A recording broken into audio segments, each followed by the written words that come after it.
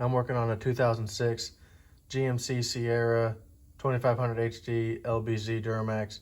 I decided to place a Pitman arm. It's been a pain in the ass. I saw we could cut through the Pitman arm and use a chisel at the very end to break it off. I haven't seen any videos on it, so I'm recording mine. As you can see right here, I was using the polar, and it wasn't working. It was getting a really bad angle. I didn't want anything to start leaking.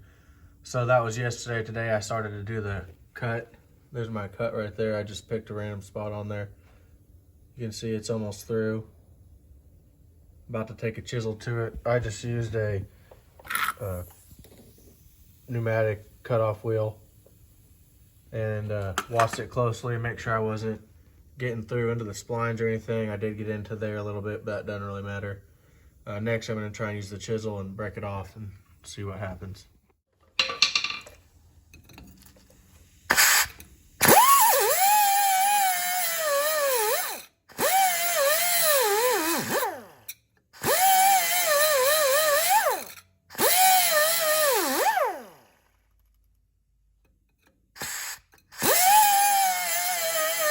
I finally got it knocked off. You can see how far I almost went through right there. Probably would have been a lot easier if I got it all the way through, but didn't want to hit the splines at all. It was really close on this side. I just kept hitting it with the grinder until I got it to a certain point. I got to the point, sits on there like that, just to where I almost thought I was completely through. And then I did get the puller back on there. It didn't fall off like a lot of people said it would. I did get the puller back on, and it's just resting. This was probably right against here. I had to just keep turning it while it was against here. And then it finally popped off. I just rented this from AutoZone. I think it's a low profile one. But I couldn't get it in there like a lot of people said you could.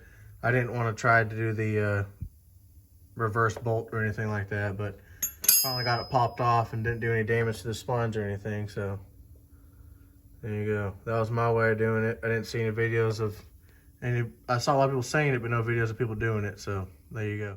I want to add that I did, to get the angle that I did at least this far, I did undo all 3 bolts. There's 3 on the driver's side of the frame, 1, 2, 3. And then I stuck the other one back in, hand tightened, just so that it wouldn't pull that steering linkage down and start leaking. And then you can tilt it a little bit. I don't know if you can see me moving it. You can tilt it a little bit, otherwise this angle is inside here. You can get this pulled over a little bit so you can get that puller on from this side of the frame.